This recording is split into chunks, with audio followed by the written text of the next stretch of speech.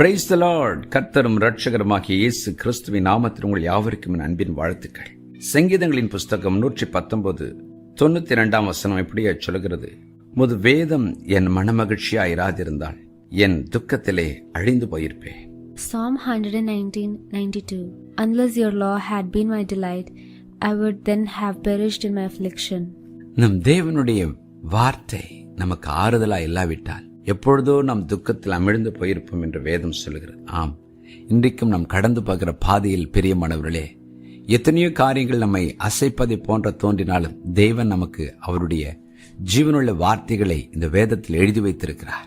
அதை ஆசையோடு எதிர்பார்ப்போடு வாசிக்கும் போது அந்த வார்த்தைகள் ஆவியாயும் ஜீவனமாயும் இருக்கிறதினால் அந்த வார்த்தைகள் நம்மை ஆறுதல் படுத்தும் வல்லமை படைத்தது, நமக்கு அற்புதத்தை கொண்டு வரும் வல்லமை படைத்தது பிரியமானவர்களே. ஆகவே அவருடைய வேதத்தை நம்முடைய மன மகிழ்ச்சியாக கொள்ளுவோம். சங்கீதம் 119:165 சொல்லுகிறது, உம்முடைய வேதத்தை நேசிக்கிறவர்களுக்கு மிகுந்த சமாதானம் உண்டு, அவர்களுக்கு இடரல் இல்லை. 174 சொல்லுகிறது, கர்த்தாவே உம்முடைய ரட்சிப்பின் மேல் ஆவலாயிருக்கிறேன், உம்முடைய வேதம் என் மன மகிழ்ச்சி. Psalm 119:165 and 174 Great peace have those who love your law, and nothing causes them to stumble. I long for your salvation, O Lord, and your law is my delight.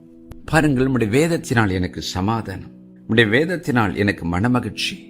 ஆம், இன்றைக்கு இந்த வார்த்தைகளை கேட்டுக்கொண்டிருக்கிற தேவஜனமே, கர்த்தருடைய வேதத்தை நேசிப்போம், கர்த்தருடைய வேதத்தில் நம்முடைய இருதயத்தை வைப்போம். அந்த வேதம் நமக்கு சமாதானத்தையும் ஆறுதலையும் சந்தோஷத்தையும் கொண்டு வரும். அந்த வேதத்தை அந்த கர்த்தர் நம்மோடு பேசுவார். இன்றைக்கு கூட இந்த வார்த்தைகளை கர்த்தர் உங்களோடு பேசுவதன் காரணம், அவருடைய வேதத்துக்கு நேராக உங்கள் இருதயத்தை திருப்ப அவர் ஆசையா இருக்கிறார்.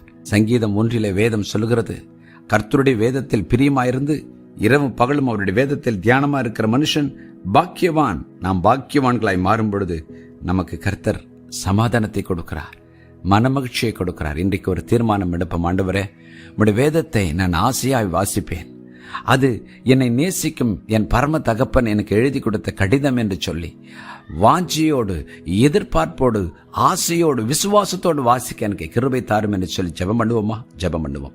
பரலோக பிதாவே, இன்று என்னோடு இணைந்து ஜெபிக்கிற ஒவ்வொருடைய வாழ்க்கையிலும் வேதம் ஆண்டவரே இன்றியமையாத ஒரு வாழ்க்கையின் அனுபவமாய் மாற்றிக் கொடுங்கப்பா. ஒவ்வொரு நாளும் உடைய வேதத்தை வாசிக்கும் பொழுது அதிலிருந்து நீர் எங்களோடு கூட பேசுவீரே. உடைய வேதம் என் மனமகிழ்ச்சியா, எங்கள் மனமகிழ்ச்சியா இருக்கட்டும். உடைய வேதம் எங்கள் துக்கத்திலிருந்து எங்களை வெளியே கொண்டு வரும் வல்லமை படைத்ததல்லவா. இன்றைக்கு இந்த வார்த்தைகளை கேட்டுக்கொண்டிருக்கிற ஒவ்வொருடைய வாழ்க்கையிலும் வேதம் தியானிக்கிற அனுபவத்தை தாரும். அதன் நிமித்தம் அவர்கள் துக்கம் சந்தோஷமாய் மாறட்டும், மன மகிழ்ச்சி உண்டாகட்டும், ஆறுதல் வரட்டும். மாறாக ஆண்டவரே, அது மாத்திரமல்ல ஆண்டவரே, வேதத்தில் உள்ள ரகசியங்களை காணும்படி அவர்கள் கண்களை திறந்து சத்துருவை விரட்ட கர்த்தர் கிருபை தாரும்.